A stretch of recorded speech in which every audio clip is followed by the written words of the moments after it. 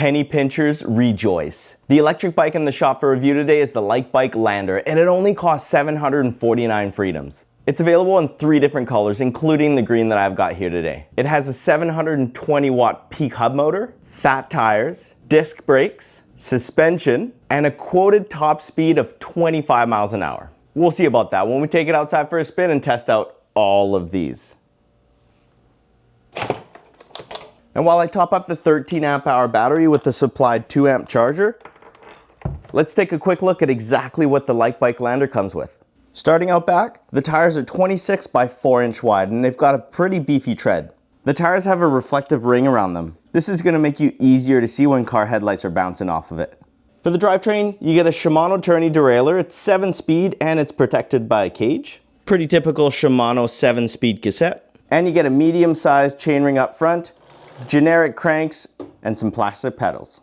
The fenders are supplied, they're plastic out back and up front. Finishing off the rear of the bike here, you get a bolt-on rack. This is super easy to take off if you don't want it, but that'll mean you'll have to take out the rear taillight because it's bolted right onto it. Nice thing about the taillight is it's wired right into the bike, so you can turn it on and off with the controls up front, and it acts as a brake light as well. This frame's a hardtail, so there's no rear suspension here. Here's the seat at its lowest point, and at its highest. Here's what a 5'9" person looks like sitting on the bike. With the seat at its lowest spot, I can touch the ground with my tiptoes, and it's actually a pretty comfortable neutral position. Not too lean forward, not too lean back, and there's lots of things you can do here with the cockpit to change that to your liking. Here's the bracket that holds the battery, and finally at the front of the frame there's a bracket so you can add a front basket. Man, these guys are serious about their safety. Check out all the UL certifications on this thing. The Lander has a front suspension fork. It's got lockout up here and preload on the left.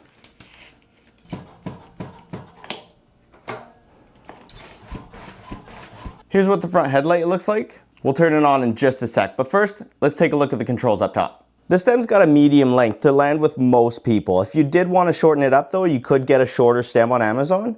And it's also got a bunch of spacers, so if you did want to lower it just to get a bit more of an aggressive stance, you could easily just lower it, and that would put more weight on the front wheel.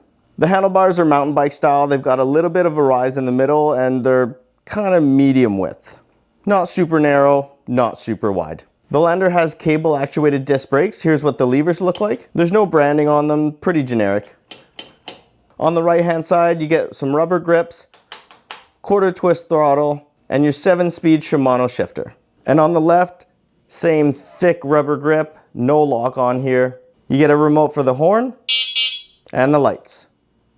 And this remote up here will control everything electronic about the bike. Your plus and minus buttons to go up and down your pedal assist modes, your power button in the middle, the information button so you can cycle through your odometer, trip, voltage, all that good stuff. And then this is the button to access your settings. And here's what the display looks like. I think I still have the, yep. Let's turn this guy on. Okay, let's push the power button.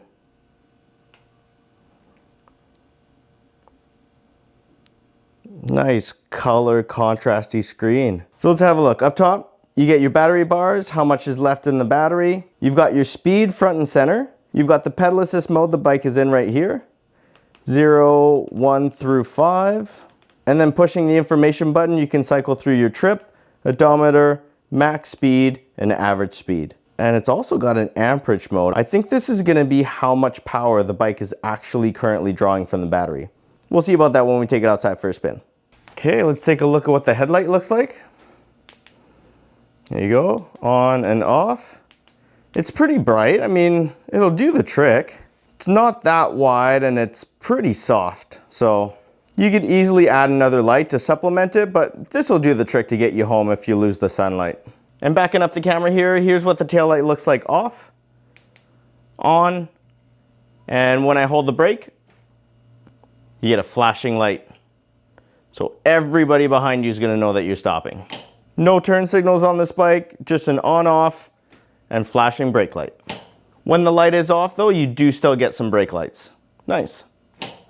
So the tires here say inflate to 30 PSI, so let's do just that. And I have just the tool for the job. Cycplus sent over their little portable pump. It charges here with a USB-C cable. It's got a big battery inside. You turn it on. You set it to exactly what PSI you want in the tire. So for us, we're gonna set it to 30 PSI. Check this out. As you connect it to the bike, it tells you exactly what's inside the tire currently. So right now we're at 23 PSI. Let's pump it up.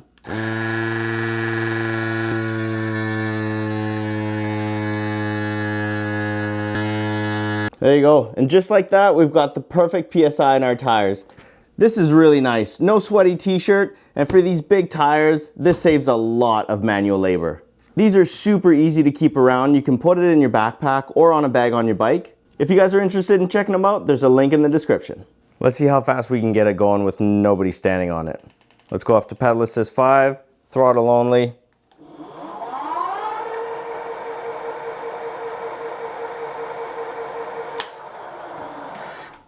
$27 miles an hour. Will it go that fast with me on it? Let's find out. Okay, everything on the bike is tight and ready to go. I'll see you guys outside for the test drive. Time for the maiden voyage on the Likebike Lander. Now this is gonna be one of the most cost-effective electric bikes I've ridden in a while. I mean, look at this thing. 26-inch fat tires, disc brakes, a big 13 amp hour. Wow, it's not that big. A 13 amp hour battery. You know, most bikes come with a 20 nowadays, but this looks like it's gonna be a pretty comfortable bike to pedal. So we should be able to get really decent mileage because we're gonna be putting in a little bit of the work in ourselves. So let's head downhill and see if the Lander is actually restricted for speed. 27, motor's still kind of giving me power. Up to 30. 31.8 is as fast as the speedometer actually goes. I think I went faster, but it kind of just stopped at 31.8.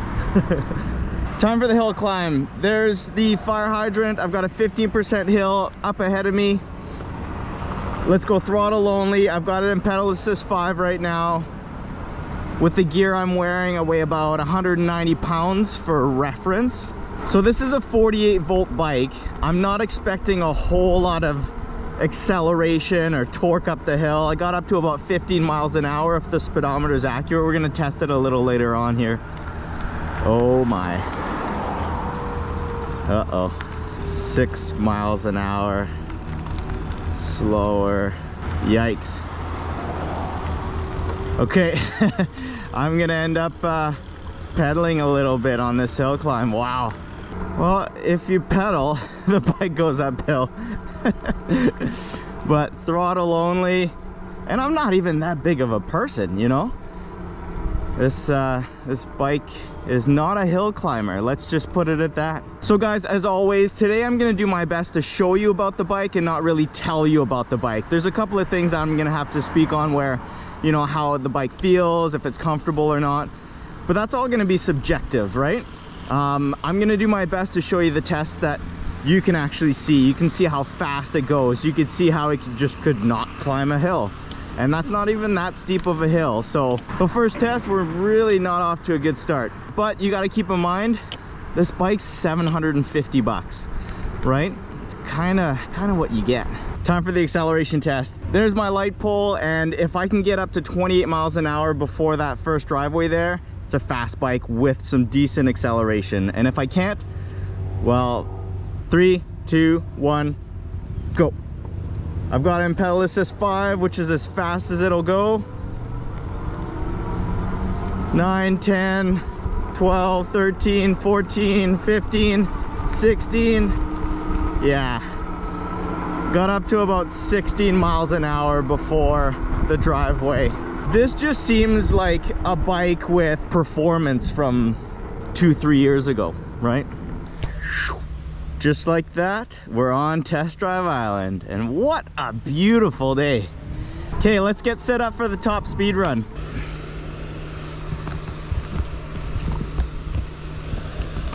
So looking at the website, they do claim a top speed of 25 miles an hour. So I've gone into the menu and changed the top speed in the bike's computer to 32 miles an hour. So I think that's as far as the motor will actually spin and get going. As you guys saw when I was going downhill there, at 31.8 it stopped me basically. So let's see with a real person on it how fast we're gonna go. I've got it in pedal assist 5. I'm gonna go throttle only. 3, 2, 1, go.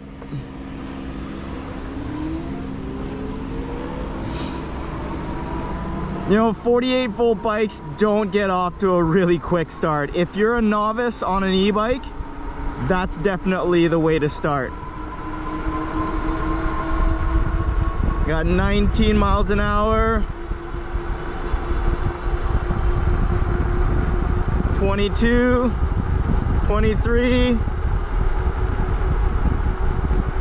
Still picking up a bit of speed. 23.5, 23.6. Yeah, I don't know if we're gonna get to 25. That's it. So let's try one thing here. Let's see if our speedometer is accurate or not. So I'm gonna open up our GPS here and let's see if we are indeed accurate. 15, 15, 16, 16, 20, 21. Yeah, 23 miles an hour is as fast as we go on this Lander. So, regular sized person, I'm 190 pounds. I got up to about 23 miles an hour on this bike. Okay, let's turn it back around and do a couple of turns. See how these big 26-inch tires handle. Get a little bit of speed here, get up to about 20 miles an hour. And then we'll lean it over. Here we go.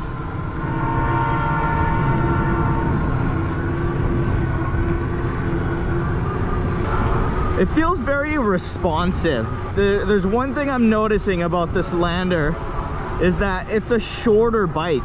It's short in height and it's also short in length.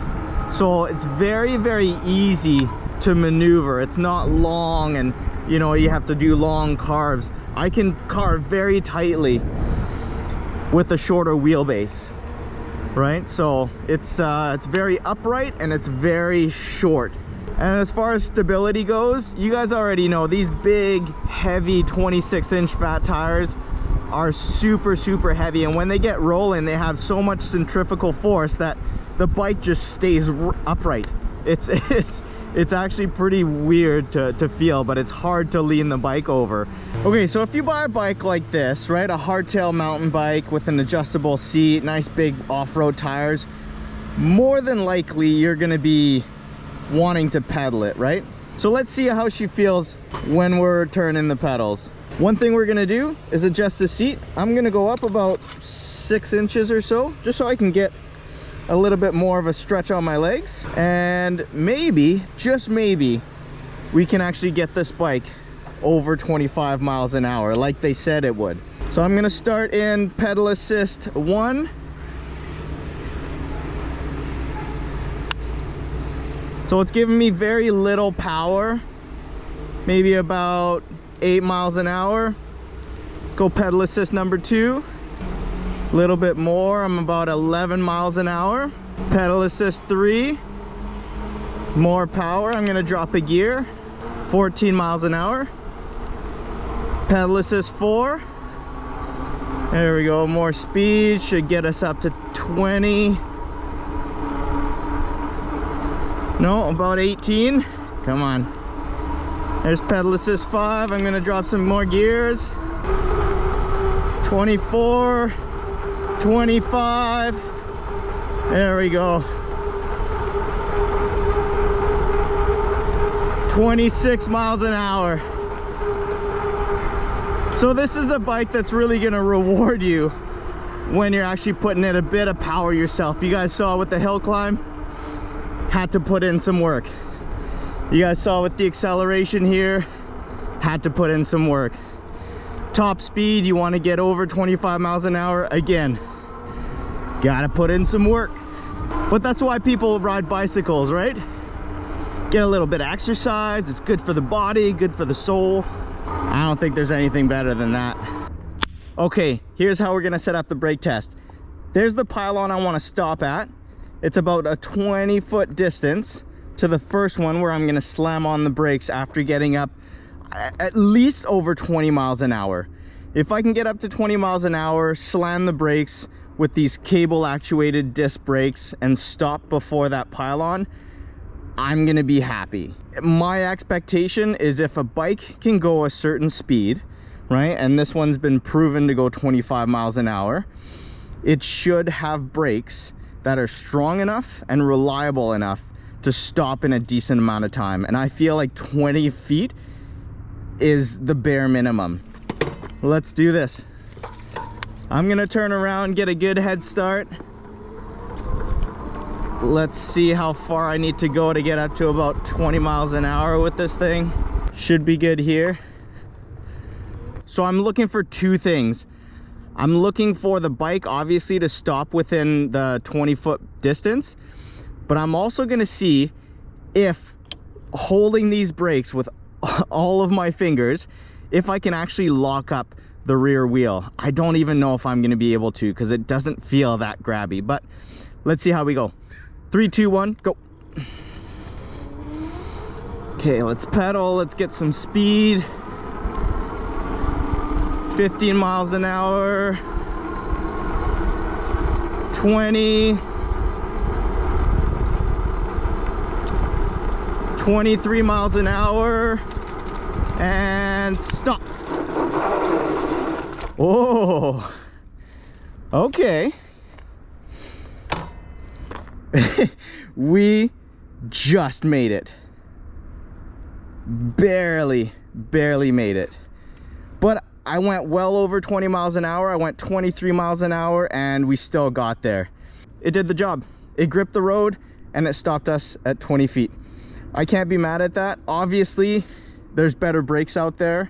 There's brakes that feel better, that stop better, and they're gonna be way safer for you. You can get bigger rotors as well.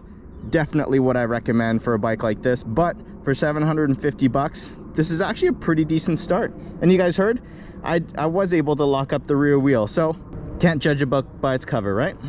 All right, let's take the Lander off-road.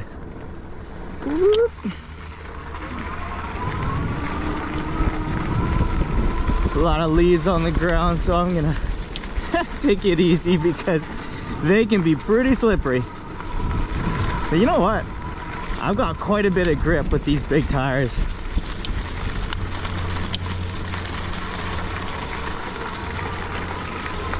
Feels pretty smooth.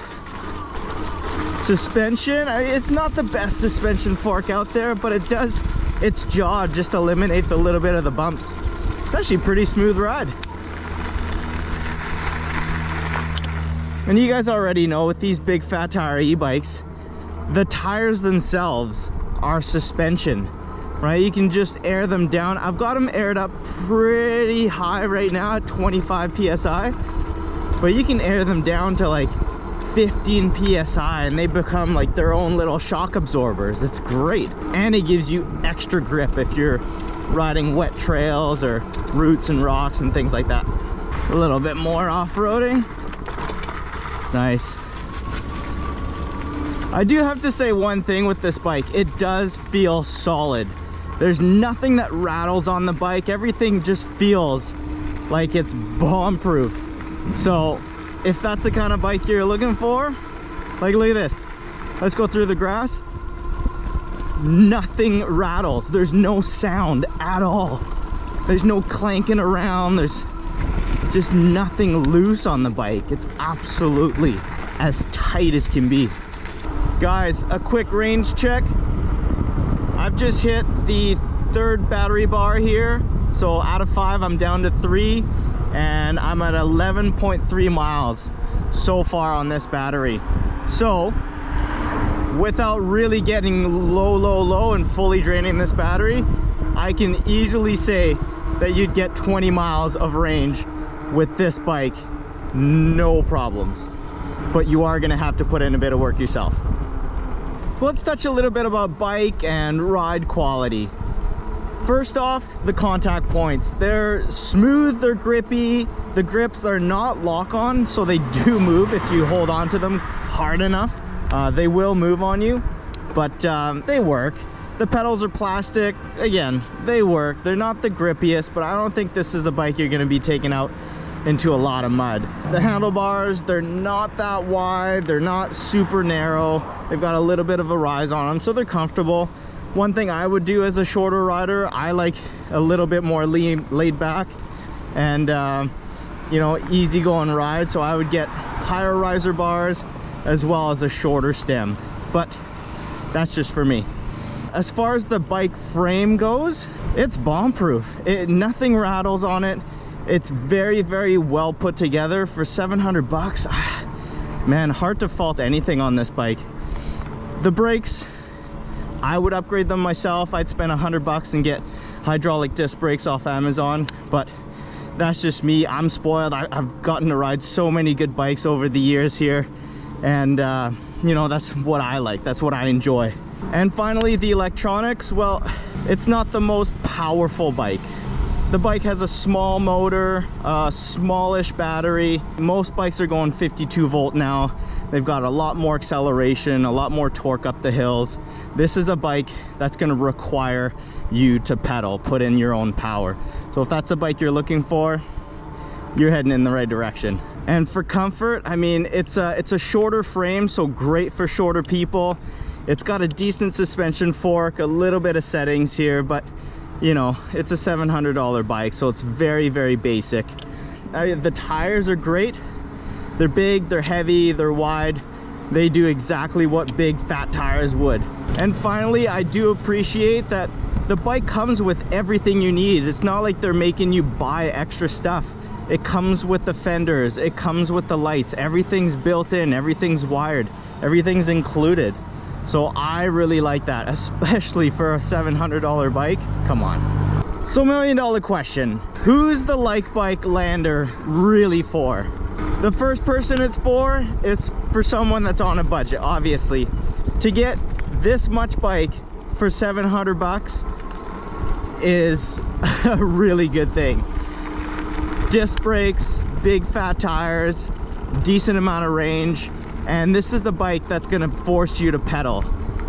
Which leads me into my second best thing about this bike, is this bike's gonna be for someone who wants to get out and get some exercise. This is not one of those mini motorcycles that you're gonna ride throttle only. It has a throttle, but that 13 amp hour battery is not gonna go far if all you're doing is throttling around town. So to get the most range, the most power out of your battery, the most speed out of your battery, is by putting a little bit of work in yourself. It's not a lot of work too. The battery does most of the work, but just you putting in that couple extra watts of power really helps, and it's really what this bike is designed for. The third key thing about this bike that's great is the UL certifications. If you're worried about buying a bike that's not safe, that's got sketchy batteries, sketchy chargers, things like that, you're worried about fire damage, this is not that bike. This is a bike that's been tested and proven. The UL certification is no joke, and they don't give it out to anyone, so it's as safe as it gets. And lastly, I'm gonna say the person that's gonna be buying this bike is gonna be a little bit of a shorter person. For one, it's got a nice low standover. I'm 5'9", and I can easily reach the ground flat-footed. So if you're 5'5", 5'6", you're still gonna be able to get along with this bike.